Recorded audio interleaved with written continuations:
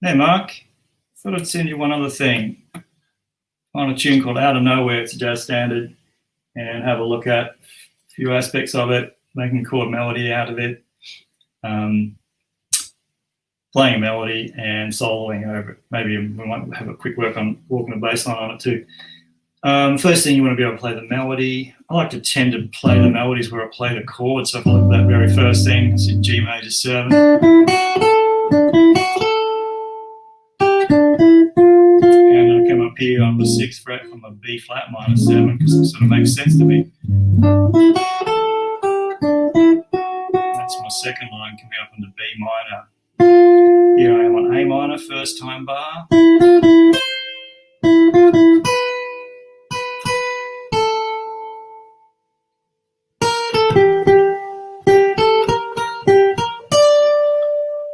You might notice I'm not actually playing what's written here. I've dropped out a lot of these crotchet triplets. It's a swing tune most of the time, so I'm just swinging it.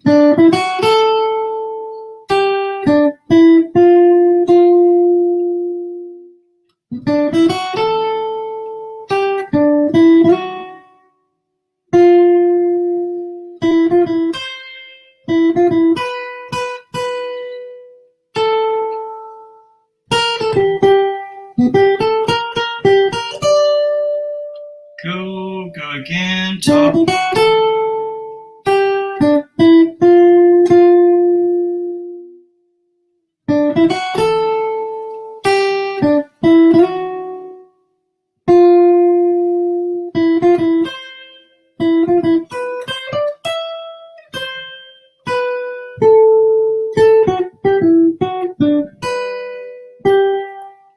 Okay, right at the end there, I came up onto just played G major on position 7. I was using a B Phrygian fingering.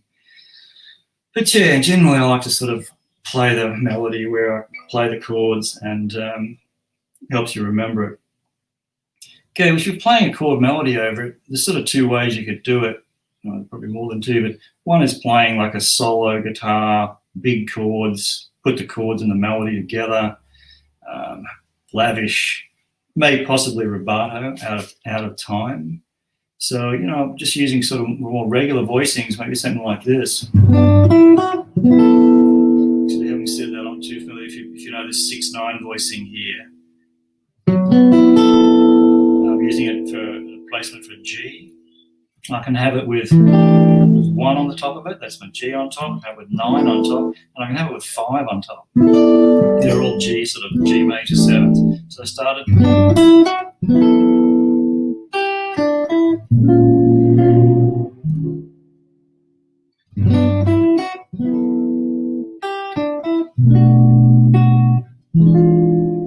find that E7 flat 9 really hard to grab. A better way, or another way to play it, is play instead of D minor 7 flat 5, which is actually an E7 with a flat 7 in the bass. I mean this particular one because I can use my open E string. So that's second line.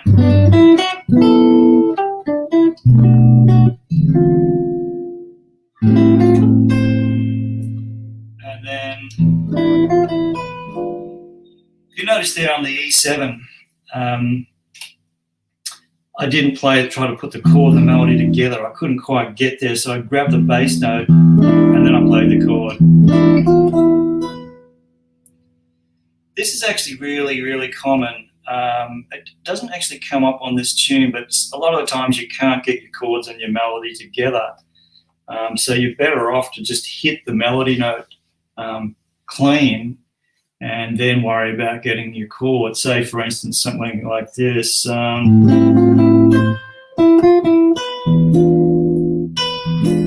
played the melody first and then I worried about getting the chord.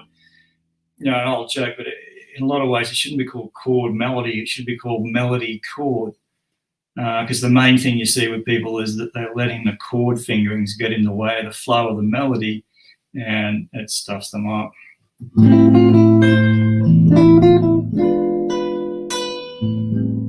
There was another example. I played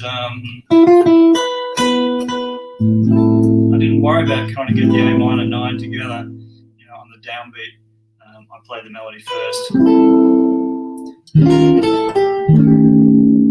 Here here I'm playing E flat 7, I've just got a sharp 11 on it, like a little flat 5.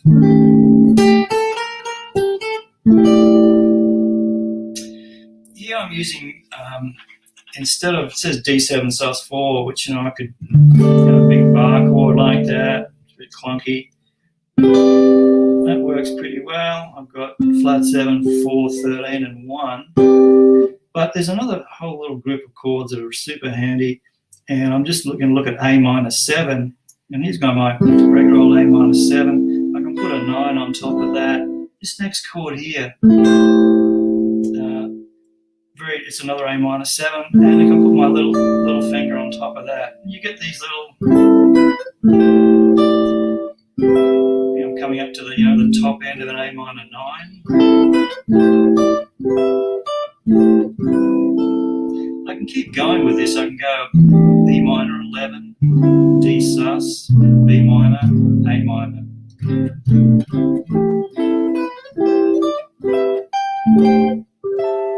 All just kind of A minor 7 chords. So I was using that in the first time bar of the D7 sus 4. I just went I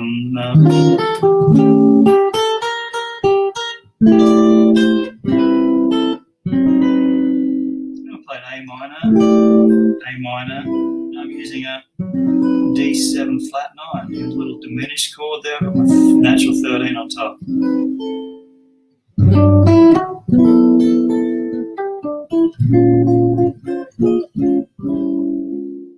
There, I just shove that same minor shtick in there.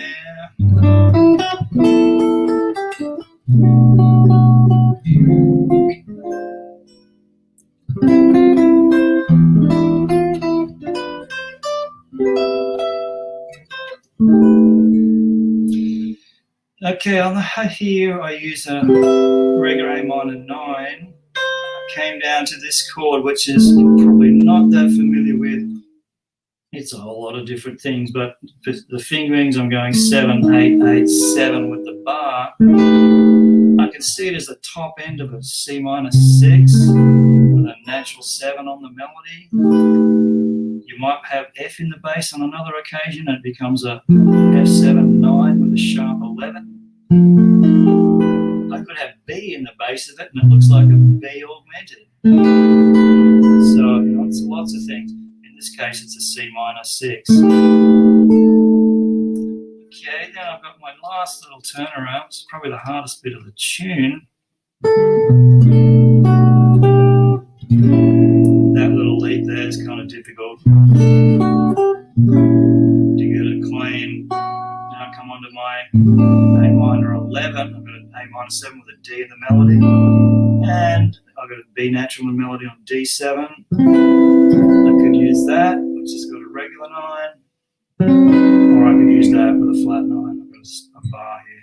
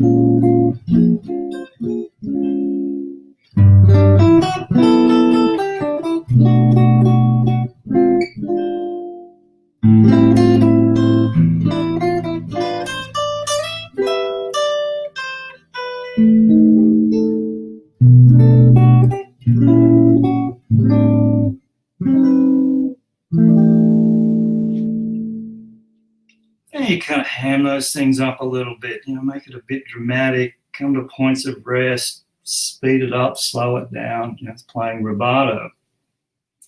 Another thing I can do is play more of the melody just straight. This would work more in a band if I was playing the melody and then just accompany myself in the spots where I see there's little breaks in the melody. I can see quite a lot of them. So I might get something more like this.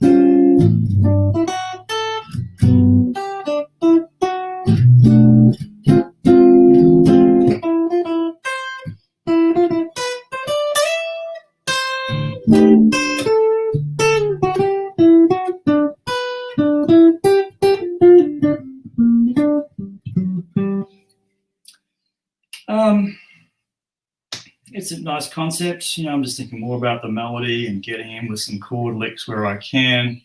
I can show you some more of those another time. If we're talking about trying to solo over this tune, the main thing is just to be able to do a harmonic analysis of it for starters. So if I look at the first line, it's in key of G, so I've got a 1 chord, the B flat minor, E flat 7 is a 2/5 and A flat. So if we look at it soloing just from a key area point of view, the simplest thing I can do would be play G major over that first 2 bars and A flat major over the next 2 bars. Come on to the G major in the second line. The B minor is in the key of G. You do need to know your diatonic chords in all keys to work this sort of stuff out. The E7, it's a secondary dominant. It's actually called 5 of 2. But if you know your chords in the key of G, normally it should be E minor 7, and now it's E7. So there's only one note that's changed. We can kind of ignore it. I'll ignore it to start with, and I'll show you another way to actually deal with it. So if I'm going to ignore that E7 and just go, oh, sounds like E minor, we can just play G major right through there, right through the first line of the first time bar. So A minor, E7, we're going to take as being key of G. E flat 7 isn't key of G. I'll take it as a 5 chord in A flat major. And then the D7 sus4 is just a 5 chord in G. So we've handled the whole, first time through with just 2 keys, key of G and key of A flat. If I look at the second time bar, I've got the same deal, A minor, E7, A minor. I'm going to treat that as key of G. C minor 6 I'm going to have to deal with. It's a 2 chord, or could be looked at as a 2 chord in the key of B flat. So I could just play B flat major for a bar. The final line, I'm just going to play G major on it. I'm not going to worry about the B flat diminished. So a little bit of dodging and weaving, but we get into general, the chords that I really have to attend to are the ones that seriously aren't in the key of G. And those are the B flat minor, E flat 7, and the C minor 6. Taking that approach, if I was just using regular old major scale, so I'm going to play a G major scale there, an A flat major scale here, and I'll jump up here from a B flat. A bit hard without all the chords going in the back, but I'll just sort of sing them out as I'm going along. So here we go to 1, 2, 3, 4, G, A flat, G, still G. Here's my first time endings, G. Here comes the E flat 7. Back to G. Top. Here's my A flat. G. Here's my second time bar. A minor up to B flat. Turn it around. In G. So I started playing a different position of G. I should have stuck it down there. Not bad. Kind of works. Looking at the next sort of level of improvising over it, where we might try to attend to the chords a little bit more. So, for instance, on the second 2 bars, B flat minor, E flat 7, instead of just going, hey, it's just A flat, I might shoot to go for B flat minor. So it's a B flat Dorian. I could use a minor pentatonic. I could use a Dorian scale there. So I'm going to use that there. The other big one, of course, is the E7 flat 9, which we're not addressing. Really say in that first time bar, it should really be A natural minor going to E7 flat 9. On the E7 flat 9, you play a Mixolydian flat 9, flat 13, which is the 5th mode of harmonic minor. Cut to the chase on that. What you're talking about is on the A minor 7, you're playing A natural minor. On the E7, you're playing A harmonic minor. There's only one note difference between those 2 scales. That's the inclusion of the note G sharp in the A harmonic minor. Because the G sharp against the E7 is the 3rd, it's a super important tone.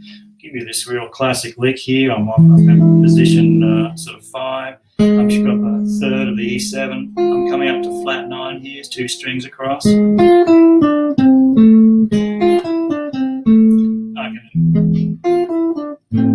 hear that resolution. So I might be playing like A minor.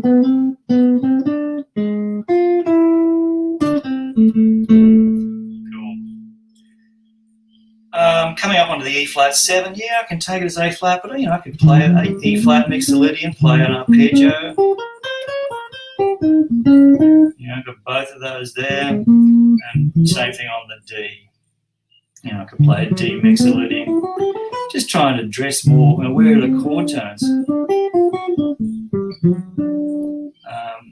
The problem, of course, with playing in key areas is sometimes you're not playing the right chord tones because you're not getting down onto that level. Second time bar, A minor and E7, same deal. A minor here, I'm going to come up here on my C minor. I'm going to take it this time as being C minor, C Dorian. These kind of, those arpeggios are kind of handy. I'm just playing straight up a minor 7 arpeggio, up to the 9. Now I'm using an enclosure. It's the most standard enclosure of all, 7, 9, and 1. I'm on C minor.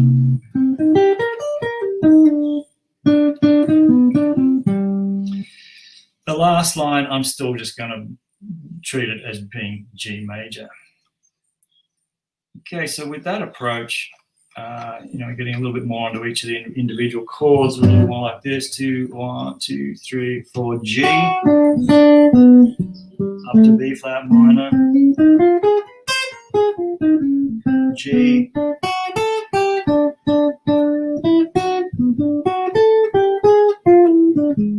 there's my played B minor, came up on E, and I've made that third on the G on the E7, sorry. It's a handy riff.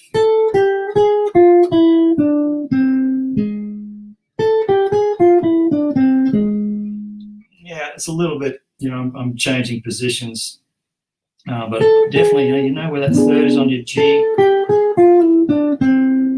Okay, now I'm coming onto this first time bar.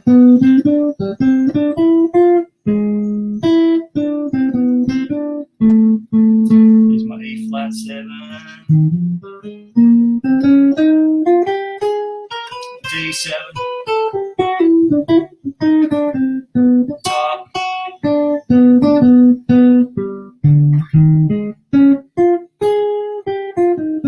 Here's my B flat minor, position 6, back to G.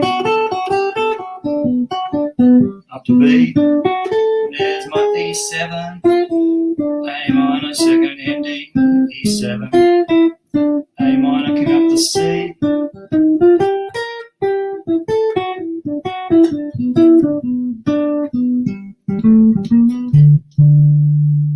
Like so. Anyway, this is an ideas for if I was going to walk a bass line on this thing. Arpeggios. That's the one we looked up. That's in the other little video I sent you. Arpeggio here.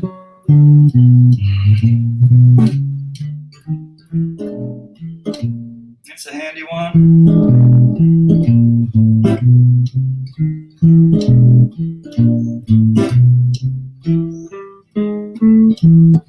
This one will lead down a third.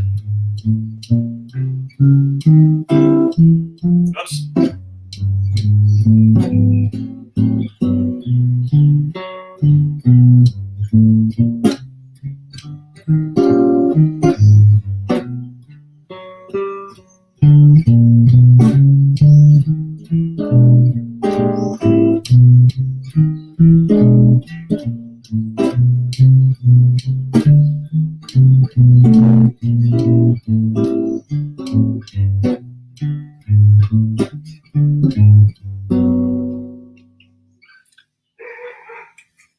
Anyway, Mark, have a look through that, see if it's making any sense, and I'll see you soon.